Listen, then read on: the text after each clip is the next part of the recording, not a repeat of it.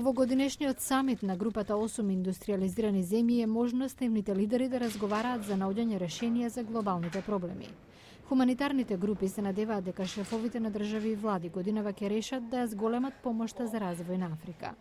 Ова е Мередит Александър од групата за борба против сиромаштијата, помош за акција со седиште во Лондон. Очекуваме дека како резултат на рецесијата годинава да бидат загубени околу 50 милиарди долари што биле наменети за Африка. Но има и други проблеми како климатските промени, растечката криза со сиромаштијата, сидата и образованието. Би било добро доколку Г8 овие проблеми ги свати сериозно. Помош за акција се надева дека африканското земјоделство ќе биде една од областите каде ќе биде зголемена помошта од развиените земји. Тоа е надеж за намалување на гладта, но овој експерт додава, Г8 има историја на давање празни ветувања. Домаќинот Италија е една од тие земји што нема да го реализираат ветеното.